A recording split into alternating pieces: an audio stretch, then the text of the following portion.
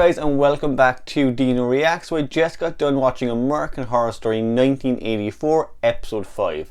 Once again guys, it was an absolutely great episode, so let's jump straight in. We start the episode with another flashback scene to the character of Donna, so we kind of find out really why she became the way she is. What we see is she's kind of following her father, who she thinks is having an affair at the time, and she follows him to this motel room. Now unfortunately for her, what she discovers is far worse. She actually sees a woman kind of tied up to a bed being murdered by her father.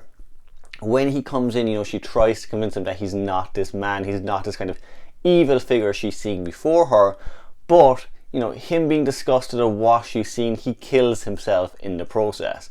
I thought it was a great little intro again to an episode. It's a great way to get a little bit more information about Donna or Nurse Rita, just to kind of develop the character, and maybe, just maybe, she can get a redemption arc out of this season. From there we flash back to 1984 and we see the Night Stalker Richard Ramirez rise up from the dead. So he had kind of made a pact with Satan, essentially that if anything happened to him that he could be resurrected. He does try to get Rita to commit to the same pact, but she pushes him off.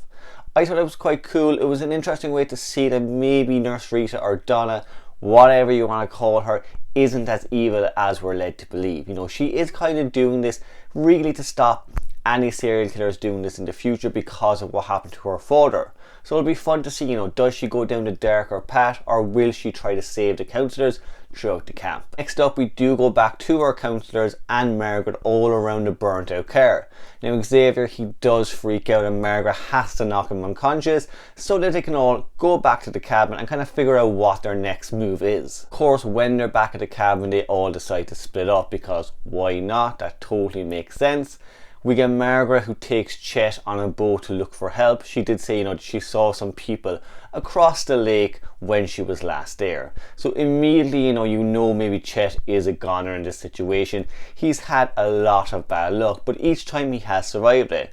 So they go off together, and Montana and Brooke are left alone. So you can kind of see in this scene, Montana is planning her revenge. She is going to take Brooke out, but luckily for Brooke, she happens to see Ray outside the window. So Ray, he was beheaded a couple of episodes ago, so it's very strange to see him, but because of the hitchhiker in Camp Redwood, we immediately suspect he's going to be a ghost. So while that's all happening, Margaret and Chet, they do jump into a boat and they go across a lake looking for help.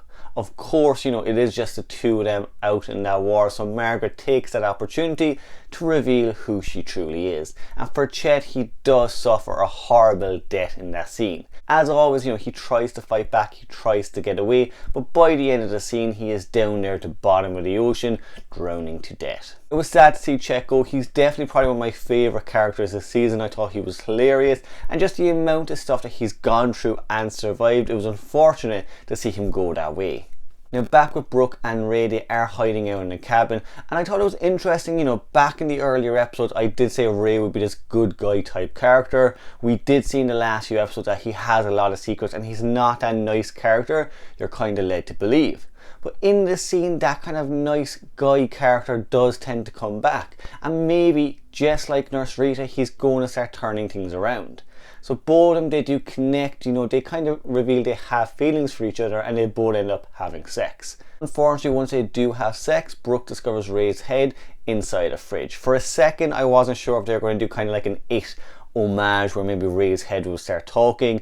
Instead, both characters of course freak out. Ray doesn't have a clue what the hell's going on, and Brooke leaves him high and dry. Meanwhile, all the way back at the cabin, we have Xavier and Montana. Xavier wakes up and they see Nurse Rita come into the cabin.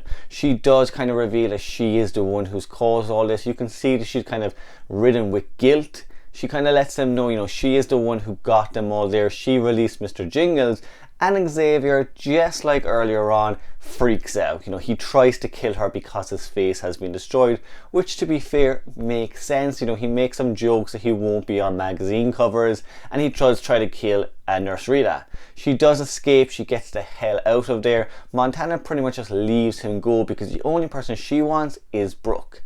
And luckily for her, Brooke does come back to the cabin, so she's gleeful about this situation. She can finally get her hands on Brooke. And she does, Brooke runs in telling her about Ray that, his head is inside a fridge, that he's dead somehow. Montana, again, not really caring about any of this situation, hits Brooke across the face and tries to knock her out. Another scene I just want to kind of throw in there is with the character Nurse Rita. I think from now on, just to avoid confusion, I'm going to call her Nurse Rita.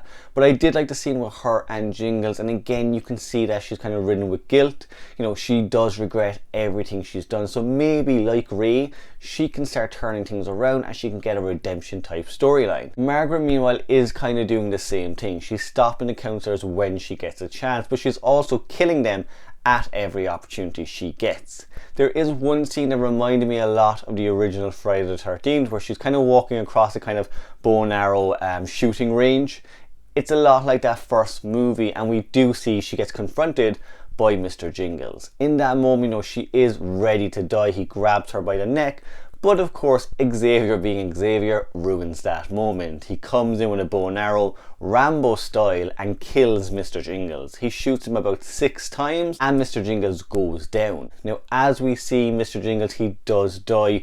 It is in vain, because all we want in that moment is for him to kill Margaret, and instead Margaret kills Xavier. Like I said, when she sees an opportunity, she goes for it and she stabs him to death. So Xavier is out of the running. He is also now dead. Margaret moves on to kill the other counsellors. As the night winds down, we do see Montana pretty much chasing Brooke all over Camp Redwood. And I will say, I absolutely loved Montana in those scenes. She was batshit crazy. You know, she really went all in on that part. She was screaming, she was snarking.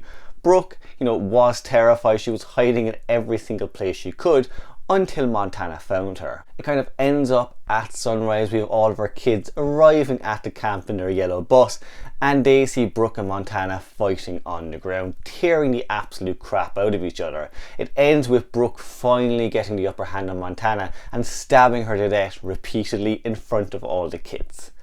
Again, it's a fun scene, you know, seeing the kids' faces just gobsmacked, looking at this bloody massacre unfold in front of them. Margaret, she does pop in on that moment as well, right as the police come, and she sneakily blames the whole thing on Brooke. Which makes sense, you know, once the kids got to the camp, all they really saw was a deranged woman killing another woman. You know, they looked to their left and to see a poor helpless Margaret coming out bloody after the leg she stabbed herself, looking for help and saying that the counsellor that was left alive killed everyone. It's a good foolproof plan, but I did wonder at the same time, you know, why Margaret didn't just blame Mr. Jingles. She knew he was dead. She also kind of knew that Brooke didn't know her secret, so I don't know why she just didn't go down that route. Instead, she does kind of blame Brooke, and for me, you know, if there was one person who survived 2 separate massacres, even though the original killer was there at the same time, it doesn't really add up completely what was going on there. You would kind of wonder how she survived and why there was just this random copycat killer, I suppose, doing the same thing when the original killer was also there. I did think that whole thing was a little bit confusing, was a bit far-fetched. I will say as well, I wasn't a huge fan of the twist at the end that all the counsellors are now ghosts. You know, I wanted something different this season. At this point, we've seen ghosts in Murder House, we've seen them in a hotel, we've seen them in Roanoke, so there's a lot of times we've seen ghosts, and I don't really want to revisit that one more time. So if we are going down that route, let's go all in on it. You know, at this point, we do know there are 3 different locations now in Los Angeles where ghosts cannot leave the premises they're on. So maybe that will build to something bigger in American Horror Story. Maybe they're all hellmounts, you never know. The episode ends with Richard Ramirez actually resurrecting Mr. Jingles. So he brings him back to life. He pretty much gets him to commit to giving his life to Satan and gives him one more shot at life. The 2 of them, they leave Camp Redwood and they head off for LA. Now for me, if that was the end of those 2 characters, I would be happy with it. I don't think we necessarily need to see more of those characters. We don't need to develop them anymore really, unless Mr. Jingles wants to get revenge on Margaret. But look, for the episode itself, guys, I really enjoyed this episode. I thought it was batshit crazy. There was a lot of mayhem going on. Again, there were really great kills. You know, a lot happened in this episode that I did like. The ending, as I said, with the ghost, it's not that I don't like that, I've just seen it a million times already. on American Horror Story.